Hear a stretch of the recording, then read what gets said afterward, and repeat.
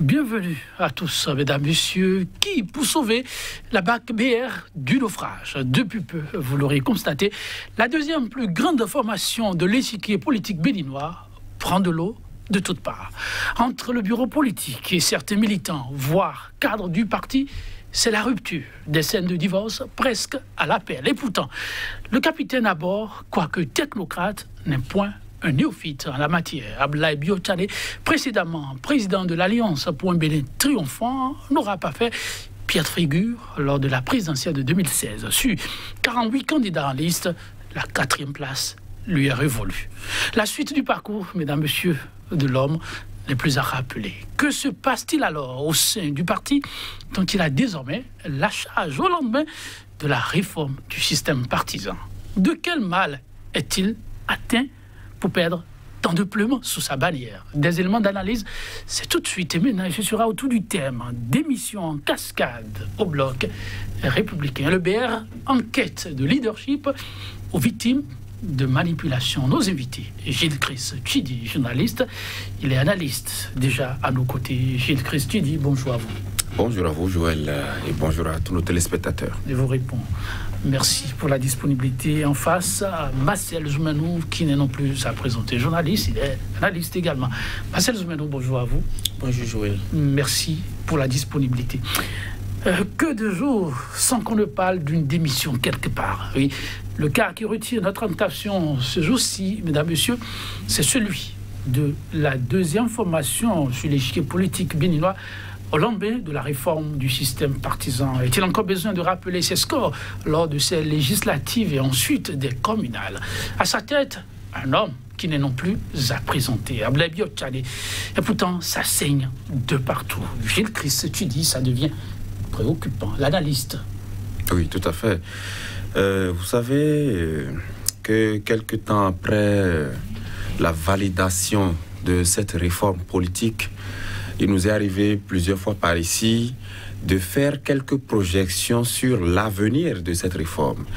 Et j'ai encore en mémoire le souvenir très frais d'ailleurs, où je vous disais ici même que en 2021, si éventuellement Patrice Talon, président de la République, disons le chef de la majorité présidentielle, laissait le pouvoir, que ces partis ne survivraient même pas une semaine plus tard. Nous voici pourtant après cette présidentielle où le chef de l'État rempilé, il est au pouvoir et pourtant les partis qui le soutiennent sont en difficulté. Le cas de ce parti Bloc républicain est un cas isolé que nous prenons dans le cadre de cette élection, mais à côté il y a Moël Bénin qui a enregistré des démissions pas des moindres il y a encore quelques temps. Il y a même l'UDBN dont on a parlé récemment dans le cadre d'une autre actualité qui enregistre des démissions.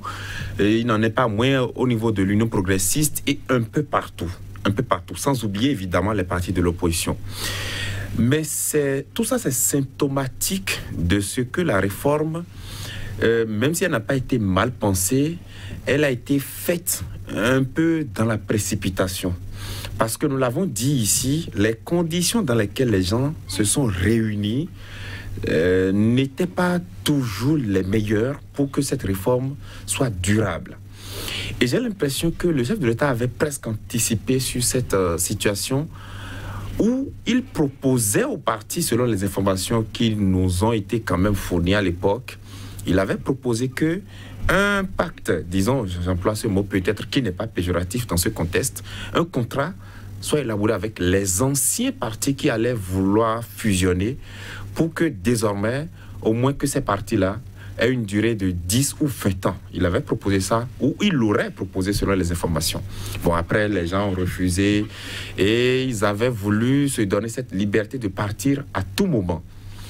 Aujourd'hui, nous y sommes et les cadres partent de façon tous azimuts. Donc, encore une fois, ça pose le problème de la manière dont les gens se sont mis ensemble. Quel a été l'élément fédérateur? Est-ce que c'était pour des questions d'idéologie? Je ne pense pas du tout. Est-ce que c'était pour des questions d'ordre naturel parce qu'on se sentait vraiment à l'aise pour travailler ensemble? Là non plus. Et il y a eu les égos, les anciennes habitudes qu'on voulait combattre, c'est-à-dire le leadership personnel, le charisme personnel, les égos qu'on voulait taire en les mettant ensemble, ces égouts-là n'ont pas disparu. Parce qu'on n'a pas peut-être pris le temps de faire huiler suffisamment la machine avant de la mettre en route. On a fait un peu dans la précipitation et les conséquences sont là. Les conséquences sont là. Oui, vous avez passé au peigne fin ce que l'on observe depuis peu. Mais beaucoup d'analystes rapportent ces temps-ci que le cas BR semble un peu spécifique. La saignée, dit-on, semble de trop pour une si grande formation qu'on a présentée à tous. Oui, Marcel Zoumenon, pensez-vous que le cas BR mérite effectivement particulièrement attention, comme on essaie de le faire sur ce plateau? Deuxième grande formation sortie au lendemain des élections qui sont venues juste après ces réformes. Abdoulaye Biotchane. Oui, tout à fait, ça nécessite notre attention. J'ai eu à plusieurs reprises sur ce plateau d'ailleurs l'occasion de dire ce que je pense de la réforme du système partisan. Et je crois que mon confrère est revenu sur certains aspects. Mais moi, je voulais faire mon débat en restant uniquement dans le cas spécifique du BR. Pour dire que, normalement, même si on doit faire le débat sur le BR, on devrait attendre. C'est ce que je pense et on devrait attendre un peu parce que ce qu'on observe aujourd'hui, pour moi, j'ai l'impression qu'il arrive beaucoup de choses dans les jours. Et il arrive beaucoup de choses. Ce qui se passe présage d'autres faits qui vont venir après. Bon, et j'ai l'impression que ce que nous observons aujourd'hui, c'est un peu comme l'iceberg où vous voyez une partie qui est visible et une grande partie qui n'est pas visible. Et donc, oui, c'est ce que je constate. Et puisque avant de venir ici, j'ai eu à discuter avec quelques responsables. Et je peux résumer en 2 ou 3, 4 raisons ce qui explique ce que nous vivons aujourd'hui. Allez-y. La première cause, c'est le leadership du président du parti, Abdoulaye Biotchane, et qui est mise en cause. La deuxième raison, c'est que ce parti est sorti des dernières élections législatives avec des séquelles. Les positionnements avaient laissé des frustrations et qui, ajoutés à d'autres frustrations, ont fait bouger un peu les choses, ont fait désorganiser un peu les choses dans le parti. Et enfin, la troisième raison, c'est le départ de l'honorable ministre, ministre Jean-Michel Abimbola. Et je n'y mets là 3 causes qui me paraissent les causes les plus évidentes de ce qui se passe aujourd'hui au BR. Il va développer en quelques mots chacune des causes. La première cause, quand vous regardez très bien Abdoulaye Biotchane, vous devez comprendre que de loin, on sentait qu'il n'avait pas la manette, qu'il ne gérait pas grand-chose. Ne gérait pas grand-chose, ok. Je donne un ou deux exemples. Vous savez que pour les positionnements, pour les législatives, ça avait échappé presque au leader de ces partis. Je ne dis pas que c'est seulement au sein du BR que c'est ce fait spécifique. Bon, à l'UP aussi, ça s'est passé comme ça. Deuxième chose, c'est que si vous faites recours dans un passé récent et vous analysez les conditions dans lesquelles le président Patrice Talon avait été désigné comme candidat du parti BR, c'était des mois avant que les autres partis ne se prononcent sur ces faits. Et donc, dans des conditions qui, jusque-là, méritent qu'on élucide un peu les faits. Et donc, il y avait déjà, on sentait déjà que le président Abdoulaye Biotchane n'était pas le vrai contrôleur de ce parti. Et ça, si je dois encore aller dans une autre analyse, je vais dire que je rejoins ce que Gilles Christ a dit pour dire que tel que les partis avaient été constitués au lendemain de cette réforme, faisait qu'il y avait de précipitation au point où les rassemblements n'étaient pas faits de façon objective pour permettre aux leaders d'avoir la manette. Les choses étaient faites autour du chef de l'État qui a après maintenant essayé de répartir les responsables au niveau des regroupements qui avaient été faits. Et donc, un personnage comme lui qui, il faut le souligner, n'était pas un leader politique bien teinté, parce que quand vous regardez les deux grands partis, vous voyez de l'autre côté Bruno Amoussou qui a presque une trentaine d'années d'expérience de gestion des partis politiques. Mais le premier parti que Abdoulaye Biotchane a créé, c'est à la veille des élections présidentielles de 2011. Donc ça lui fait à peine 10 ans d'expérience de gestion du parti. Et ce parti, c'était, vous l'avez bien dit tout à l'heure, l'Alliance pour le Bénin triomphant, Alliance ABT. Et après la création de l'Alliance ABT, il a eu un passage à vide avant maintenant qu'on puisse le revoir à la tête de l'ABT. Donc, il n'a pas forcément le même charisme, le même leadership qu'un Bruno Amoussou, par exemple. Et donc, tout ça là agit sur la manière dont il gère le parti. Quand je prends la deuxième cause que j'ai dit, les élections législatives, oui, il y a eu beaucoup de frustration. Moi, je peux donner l'exemple des circonscriptions de Lomé que je maîtrise très bien, la 20e et la 21e, par exemple, où les listes ont été modifiées près de 2 ou 3 fois. Et des gens qui étaient annoncés pour être sur les listes et qui ont même déjà commencé à faire campagne comme telle, et une dernière liste est sortie, ils ne sont plus retrouvés. Et donc, ces frustrations sont restées. Je ne dis pas que c'est lié uniquement au BR, parce que ça s'est passé aussi dans l'UP. Et donc, il y a ça qui est venu s'ajouter. Et enfin, la troisième cause, comme je le disais tout à l'heure, c'est le départ du ministre Jean-Michel Abiombala, qui était, je crois, vice-président ou bien secrétaire général du parti, chargé de coordination des structures du parti. Et donc, quand vous analysez très bien, vous allez voir que la majorité de ceux qui partent, c'est dans la zone méridionale du pays. Et quand vous regardez encore dans le lot, vous verrez que beaucoup sont des gens qui sont plus ou moins proches du ministre. Et donc, moi, j'ai dit que le parti est frappé de plusieurs coups, mais ça ne suffit pas pour dire que c'est un problème qui est singulier au parti, parce que si ce n'est que ça, les frustrations, si ce n'est que ces problèmes, ça existe dans les autres partis. Je prends par exemple l'UPU, c'est le seul parti, moi j'ai vu où le président du parti a envoyé des listes pour dire telle personne sera CA, telle personne sera maire, et revient après quelques jours et présente encore d'autres listes pour dire non, on s'est trompé, ce n'est plus les mêmes personnes là.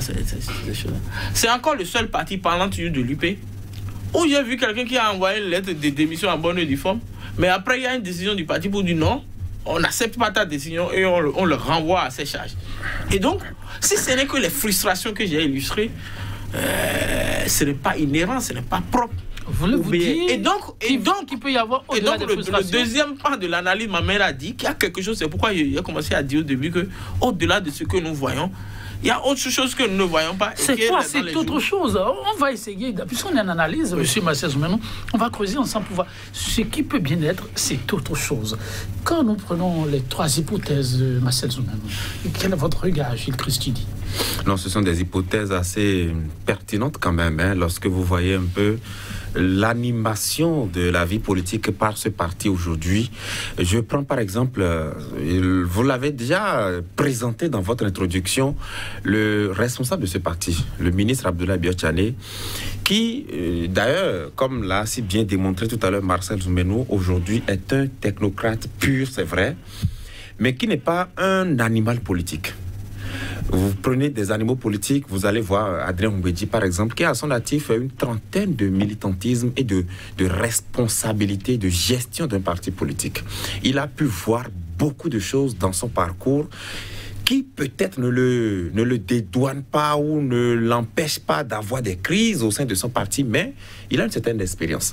Pareil pour Bruno Amoussou, mais lorsque vous prenez Abdoulaye Biotchane sans pour autant le vitrioler, il n'a pas cette expérience-là à son actif. Et deuxième paramètre, lorsque vous voyez un peu tous les militants, membres fondateurs de ces 2 grands blocs, Union progressiste et Bloc républicain, j'avais eu déjà ce pressentiment depuis 2019. Quelques mois après la formation de ces partis, en décembre 2018, j'avais ce pressentiment. Lorsque vous voyez un peu ceux qui ont constitué Direchef le BR, ce sont pour la plupart des technocrates, des ministres, des gens qui ont été aux affaires avant d'intégrer des partis politiques depuis ces dernières années. Ça fait que, en leur propre sein, il n'y a pas eu cette, disons, cette grande expérience politique de chacun d'entre eux pour pouvoir facilement se comprendre sur certaines questions basiques. La dernière fois, je disais que même la Constitution, et Marcel Soumenou l'a rappelé, la constitution d'une liste à l'occasion d'une élection législative communale relève d'un art. Et pour pouvoir réussir cet art et contrôler le plus possible les frustrations, tout en misant sur la stratégie du gagnant-gagnant. Dans telle région, qui est-ce qu'on peut positionner pour gagner dans telle région? Qui sont les challengers dans cette région? Pourquoi ne devrait-on pas positionner tel qui se voit déjà en tête de liste? Quelle est la stratégie de management pour pouvoir discuter avec ces challengers dans la région pour leur démontrer que on aurait pu positionner tel, te mettre en deuxième position afin que le parti s'en sorte gagnant? Au lieu peut-être de mettre en avant, c'est moi le chef, c'est moi qui commande, c'est moi qui dois prendre des décisions, c'est ça ou rien. Mais lorsque vous comparez avec l'Union progressiste, par exemple, vous allez voir que la plupart, sans pour autant les auréoler autrement, la plupart des membres fondateurs qui sont allés là-bas ont une plus grande expérience politique que ceux qui sont au BR. Vous voyez, évidemment avec à leur tête Bruno Amoussou, qui du haut de son expérience politique a toutes les capacités nécessaires pour pouvoir gérer les frustrations. Vous allez voir, c'est vrai, il y a des frustrations qui viennent toujours sur la place publique, c'est vrai. Mais vous allez voir que ce parti réussit à contenir jusque-là, les différents mouvements, les soubresauts qui auraient pu faire exploser ce parti. Et aujourd'hui, tous les partis politiques, sans exception, sont en train de traverser cette crise de maturité. Le BR souffre beaucoup plus que les autres compte tenu de ces paramètres que je viens de vous démontrer, sans pour autant les incriminer. Encore une fois, ça pose le problème de la façon dont cette réforme avait été faite. Qu'ils vous souviennent qu'à l'origine, au tout début, lorsque le chef de l'État candidat venait, Patrice Talon candidat, dans sa tête, il voulait faire un seul parti pour la majorité présidentielle. C'était ça, au début. Vous imaginez si par exemple, en si peu de temps, je dis de 2016 à 2018, 2 ans, on constitue un seul parti pour la majorité présidentielle avec tous ces paramètres qu'on vient d'énumérer, ce que ça donnerait.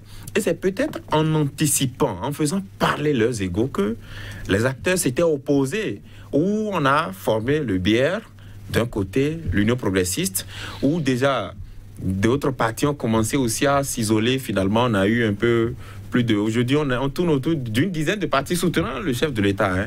Donc, vous voyez, c'est notamment ces paramètres-là qui font qu'aujourd'hui, le BR est en train de souffrir. Lorsque vous voyez le ministre Abdoulaye Biotchani, moi, je ne suis pas militant du BR, ce n'est que mon observation à distance, je remarque qu'il y a un peu moins de management, de discussion. Moi, j'ai lu, par exemple, une lettre d'un élu de la 6e circonscription électorale qui a récemment, qui a jeté les tabliers, qui a démissionné en évoquant les griefs qu'il avait contre le patron de ce parti. Il estime qu'on ne considère pas les membres à la base, qu'on n'a pas un certain management, comme je le disais tout à l'heure, dans le cadre de la gestion des structures déconcentrées du parti, des instances à la base, et ça pose un très gros problème. Or, vous savez que nous sommes à moins de 2 ans des législatives de 2023, moins de 2 ans. Dans ce contexte, je vois vraiment ces partis se tirer entre les pattes, déjà à l'interne, vous allez voir des militants combattre d'autres militants du même parti sur le terrain. Ça va être vraiment catastrophique. Et ça a déjà commencé à partir de la présidentielle, où ce n'était pas vraiment la lune de miel. Bon, et comme on soutenait le chef de l'État, qui lui est président d'exercice, candidat à sa propre succession, ils ont pu se mettre en ordre de bataille.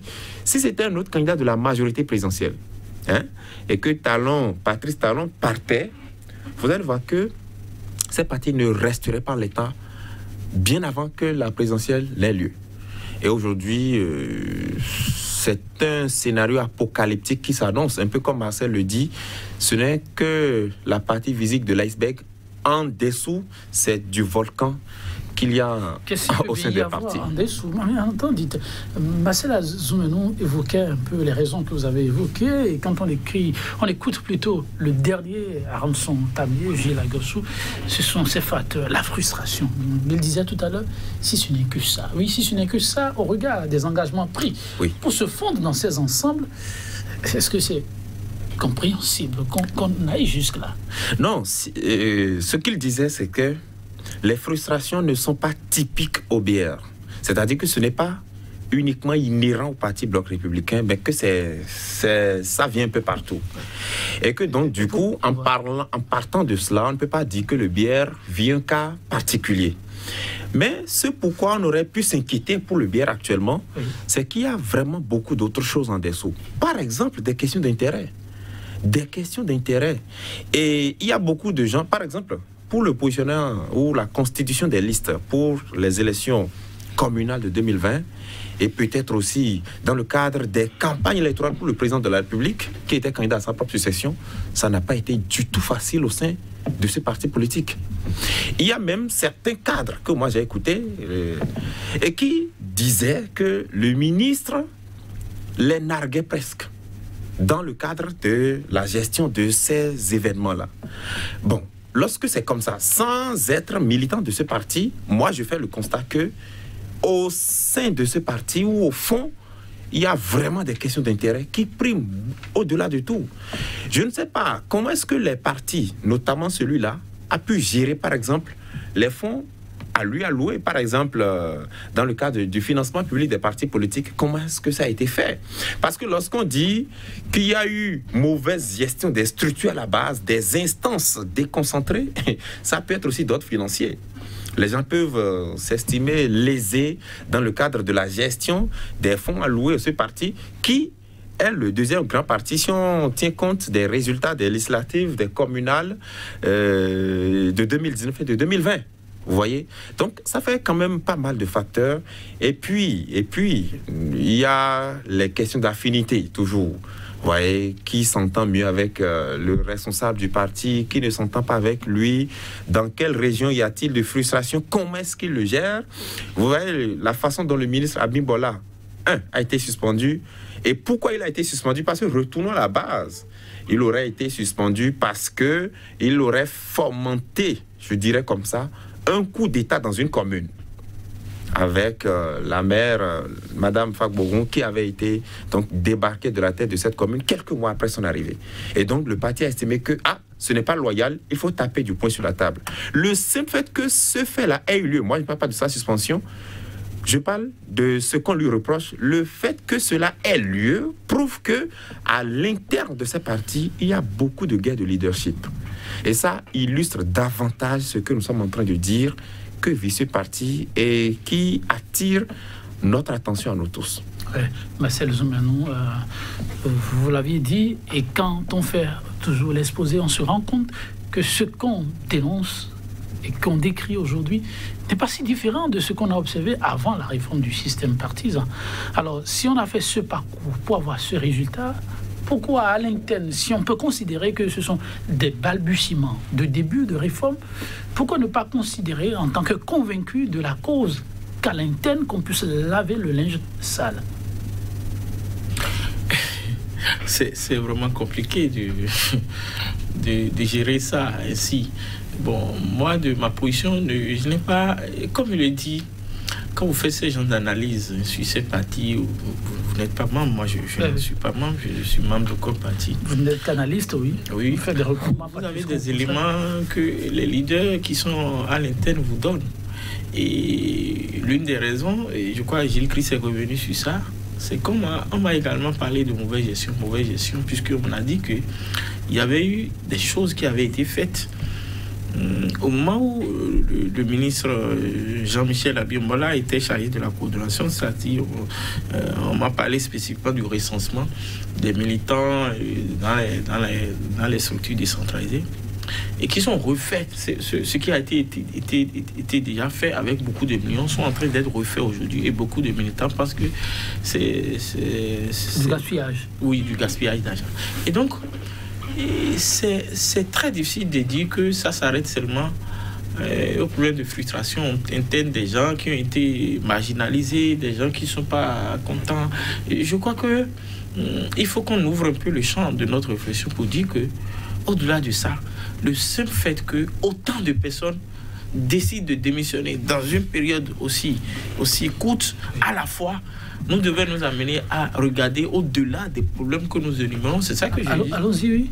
Oui, c'est que je ne sais pas exactement ce qui se passe, mais j'ai l'impression bien que il y a forcément quelqu'un qui tire sur une ficelle et qui a intérêt à ce que le parti soit déstabilisé. C'est peut-être là que je rejoins la deuxième partie de du titre de votre émission, qu'au-delà des problèmes inhérents au parti, c'est qu'il y a une main qui travaille pour déstabiliser le parti. Est-ce que c'est fait pour humilier le président ou bien pour l'amener lui-même à abdiquer, à quitter la tête du parti, pour qu'un autre congrès puisse être fait pour élire de nouveaux leaders? Ou est-ce carrément que ceux qui sont en train de partir sont dans une démarche d'aller créer un autre parti? C'est des hypothèses qu'il ne faut pas exclure dans ce genre d'analyse, connaissant comment les choses se passent chez nous ici et comment d'autres personnes même qui sont extérieures à ce genre de formation peuvent être devenus influents et tirer les ficelles, manipuler des gens pour faire des choses du genre. Sinon, pour me résumer, j'ai dit que nous avons des frustrations dans tous les partis. Nous en avons BR, nous venons de dire, et Gilles Christ et moi venons d'exposer un peu les frustrations qui peuvent amener les militants à agir ainsi.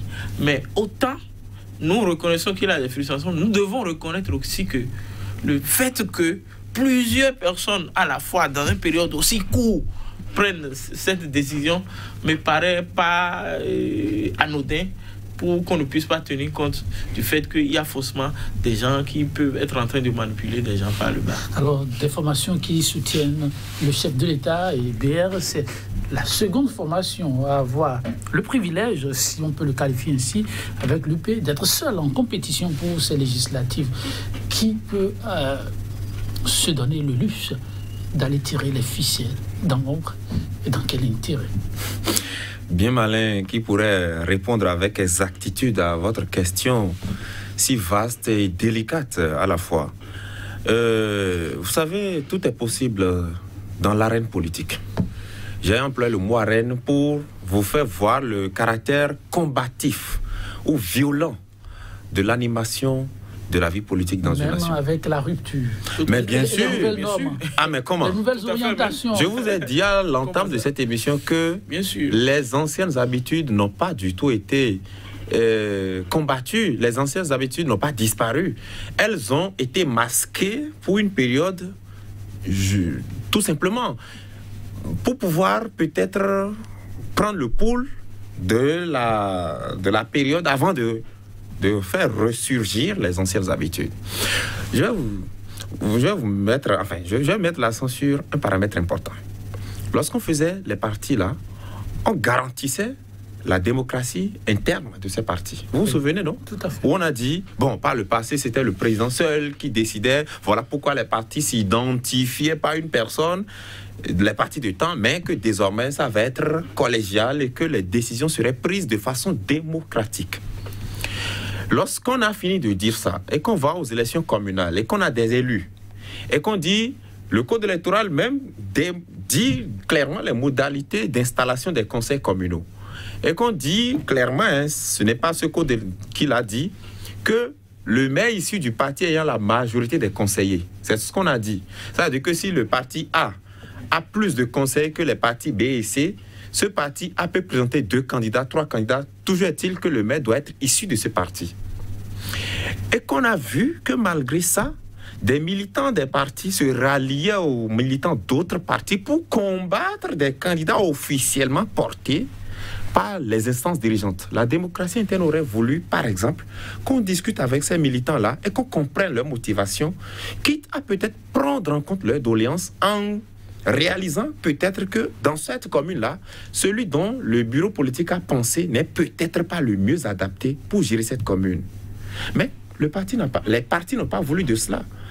Puisque ce sont ces 2 partis qui sont à l'Assemblée, ils sont retournés à l'Assemblée régler le problème que les partis auraient pu régler en leur sein, avec peut-être leur propre statut et règlement intérieur. Ils sont allés toucher une loi républicaine, le code électoral, pour faire nommer les maires. Et ça fait que le président du parti reste dans son bureau. Imagine, bon, pour telle commune, j'aime bien la tête de celui-ci, c'est lui qui va diriger. Ça fait que, quelque temps après, ceux qui auraient décidé de voter contre ce conseil-là se retrouveraient frustrés. Et conséquence, ce maire-là serait assis sur de la braise. Ce n'est qu'une illustration de ce que cette démocratie interne dont on a parlé au début reste une utopie. Deuxième illustration, la question du parrainage. La façon dont, par exemple, les potentiels parrains ont géré leur formulaire, je mets encore le doigt sur cette question où on a entendu beaucoup de révélations, prouve encore une fois que cette démocratie à l'interne était vraiment problématique. Et lorsqu'on voit, après tout ça, la façon dont, par exemple, je le redis encore, les instances dirigeantes sont gérées. Et lorsqu'on écoute les militants, moi j'ai beaucoup d'amis militants dans certains partis, dans les deux grands blocs notamment, qui se plaignent et qui estiment que franchement les décisions sont prises au sommet de l'État et qu'eux ils ne découvrent les décisions que sur les réseaux sociaux comme nous.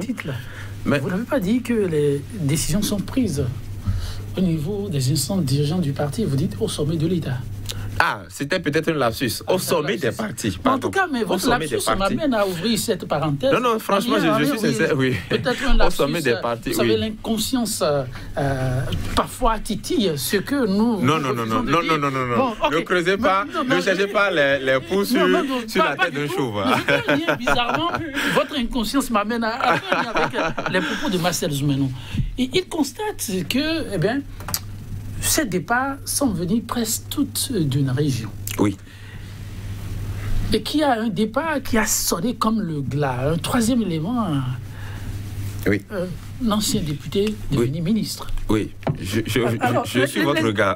Les événements nous amènent, oui, puisqu'on est en analyse, il faut voir au-delà. C'est ce qu'on apporte de plus aux téléspectateurs et aux citoyens lambda. Alors, beaucoup étaient un peu surpris en son temps pour indiscipline supposée, faute grave. L'homme suspendu aura eu toute l'onction du chef de l'État qui recomposait son gouvernement. D'aucuns ne disent, bon, il n'y a aucun problème. D'aucuns ne voient un signal qui peut fragiliser le leader d'une formation politique d'où il vient. En ce moment, l'on n'avait pas encore démissionné. Alors, on est en analyse. Ces éléments mis bout à bout, avec ce à quoi on assiste aujourd'hui, on aurait pu ne pas aller sur cette piste. Non, on aurait tort d'être naïf et de ne pas considérer ces différents paramètres. Disons les choses telles qu'elles sont, et appelons un chat. Le ministre Jean-Michel Abimbola, lorsqu'il a été suspendu, et que on a lu, moi j'ai lu une publication d'un aîné en journalisme qui a révélé que dans la période, le chef d'État aurait interdit l'accès à son domicile à ce ministre-là. Ça m'a fait penser à ce que entre le chef de l'État et le ministre Abimbola, le courant ne passait plus.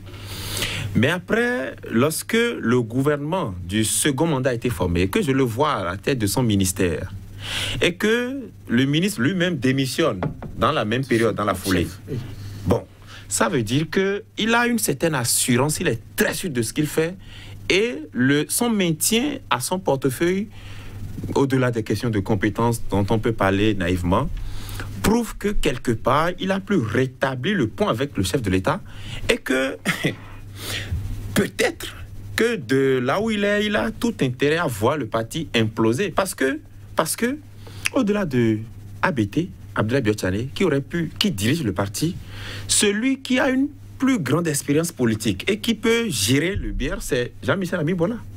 Il a beaucoup plus d'expérience politiquement, hein, je ne parle pas de la technocratie, politiquement pour gérer le bière. Et lui, à lui tout seul, il a une force, un degré de nuisance assez terrible pour le parti Bloc républicain. Il a placé beaucoup d'éléments et il y a beaucoup d'affinités. Des gens ont intégré le bière grâce à lui. Et donc, si je fais une caricature, Joël Yetondy intègre Sika TV par le biais d'une personne X. Cette personne X est un peu comme son parrain. Et puis, paf, le parrain part. Disons, la logique aurait voulu que Joël Yetondy suive les pas de son parrain.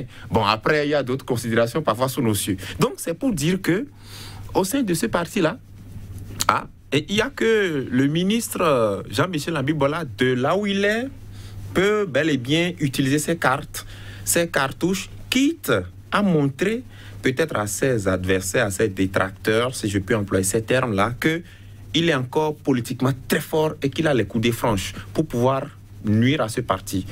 Mais ça ne vous a pas échappé qu'avant la présidentielle, on a entendu que le chef d'État devrait être candidat sur la liste du BR. C'est-à-dire qu'il devrait être candidat pour le Bloc républicain. Et pour pouvoir déjouer les différentes prédictions, il est allé sans mettre le logo d'un ou l'autre de ses partis. Aujourd'hui, est-ce que franchement, le chef d'État est particulièrement amoureux du BR? Avec tout ce qu'on observe aujourd'hui, difficile de le dire, de l'infirmer ou de le confirmer. Donc, il y a vraiment beaucoup d'éléments qui font que dans les jours à venir, nous aurons peut-être un peu plus de matière, ou pas, sur les tenants et aboutissants de cette émission en cascade. Marcel Zoumeno, Abimbola, un pion très important avec qui Abdoulaye Biotane devra faire désormais s'il veut retrouver éventuellement la quiétude. Nous sommes en analyse. Oui, tout à fait. Je crois que j'avais eu l'occasion d'opiner sur la démission, pas la démission, la sanction du ministre Jean-Michel Abimbola et après sur la démission. Et je dois avouer qu'il faut qu'on puisse reconnaître, et ça Gilles Christ l'a dit aussi, qu'il y a une sorte de guerre froide, et ça c'est presque évident, entre le président actuel et cet ancien membre du bureau politique de la coordination qui est le ministre Jean-Michel Abimbola et qui continue d'ailleurs parce que c'est un peu comme vous m'avez rendu un coup et je vais vous rendre un coup. Et quand on est de la même famille. Non, il ne l'est plus aujourd'hui. Et quand vous regardez, je l'ai dit en filigrane tout à l'heure, quand vous regardez ceux qui démissionnent, moi j'en connais il y a une trentaine qui sont des gens très proches du ministre Jean-Michel Abimbola. Et peut-être que c'est ceux que moi je connais. Peut-être qu'il y en a d'autres qui sont, eux, manipulés par les premiers, là, proches de Jean-Michel Abimbola, et qui manipulent d'autres, ainsi de suite, et que ça fait effet boule de neige dans le parti. Ça, c'est le premier élément. Deuxième élément, qui est un peu spécifique au BR, et qui découle un peu de la manière dont les partis ont été créés à la veille de la réforme du système partisan, c'est que, un peu contrairement à l'UP, le BR, un peu comme, je le vois comme un parti carrefour. Expliquez-vous. C'est-à-dire, quand vous regardez l'UP, et majoritairement ceux qui ont constitué l'UP, c'est les anciens de l'UN, plus d'autres personnes. Mais quand vous regardez le BR, c'est comme on le dit dans un langage trivial chez nous, à Kodjoklito, quoi. C'est-à-dire, vous allez voir qu'il y a les gens de l'Alliance Soleil, une partie des gens de l'Alliance Soleil de l'époque, une partie de l'UN, une partie de ceux qui ont quitté le PRD, une partie de ceux qui ont quitté le PSD, une partie de ceux qui ont constitué le bureau politique ou bien les instances de l'USL et qui n'ont pas pu avoir l'enregistrement et qui ont rejoint le BR, et une partie également d'autres parties des FCBE, anciens FCBE. Donc il y a un peu de tout. Ça veut dire que vous avez des gens qui sont des soutiens premiers du chef d'État, des gens qui sont des soutiens de second rang, des gens même qui sont des opposants, et c'est parce que leur parti n'a pas pu avoir d'enregistrement qu'ils se sont retrouvés là. Et donc, chacun y est avec sa conviction et ses intérêts à lui. Et quand ces gens de petits problèmes surviennent, tous ces éléments avec les intérêts antagonistes commencent par s'agiter et ça devient un problème sérieux. Donc ça, c'est spécifique au BR et je tenais à attirer l'attention sur ça, contrairement à l'UP. Et donc quand vous mettez tout cela ensemble, vous sentez, comme je le disais, que nous sommes au début d'une crise qui peut même amener à peut-être soit la dislocation du parti ou bien la remise en cause de tout ce qui est fait aujourd'hui jusque-là, même jusqu'aux équipes dirigeantes du parti. Donc sérieusement. Oui, c'est cela ce qui m'inquiète et j'ai l'impression que, comme je le disais tout à l'heure, que nous sommes qu'au début d'une crise et dans les jours à venir, nous allons encore voir beaucoup de choses. On attend de voir ce que les prochains jours nous réservent, mais chez le Christi dit, faut-il s'inquiéter pour l'avenir de cette formation? Ah ben bien sûr, il faut bien s'inquiéter. Le BR risque le sort que le parti FCBE a eu récemment. C'est-à-dire que, et même le parti, les démocrates, qui a perdu quelques membres qui sont allés constituer le parti RLC. Vous voyez, le BR risque de donner vie à d'autres partis indirectement. C'est-à-dire que tous ceux qui partent là, ils ont un dénominateur commun. Ils ont quelque chose en eux. Et vous savez, ils communiquent beaucoup aussi. Bon, moi, franchement, je n'arrive plus à supporter telle chose. Hein. J'ai dû partir. Et celui qui est là, de répondre peut-être, ah ben moi aussi, si ça continue ainsi, je vais te rejoindre bientôt. Ils ont certainement un motif commun pour partir. Et ce motif-là peut les rassembler après pour aller créer un autre parti. C'est fort probable.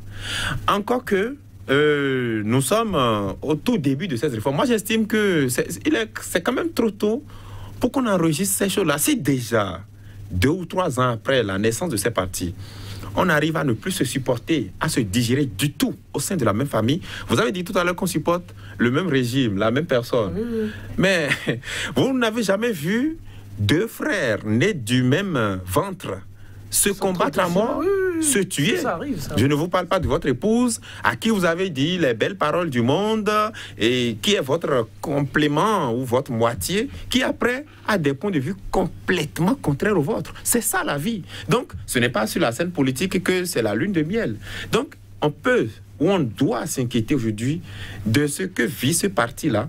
On peut se demander, est-ce que déjà ça ne va peut-être pas ébranler ou faire partie peut-être de la tête de ce parti, alors, le ministre. Tout est possible. Lorsque ils ont tous comme un élément fédérateur, lorsque 2 frères arrivent à se battre de cette façon, il y a un père de famille qui arrive à siffler la fin de la récréation. Patrice Talon peut-il être éventuellement la solution? Très belle question. C'est une question cruciale. Le chef de l'État pourrait jouer un peu. Je dis même que même son silence publiquement, hein, il y a des réunions secrètes qui ont souvent lieu.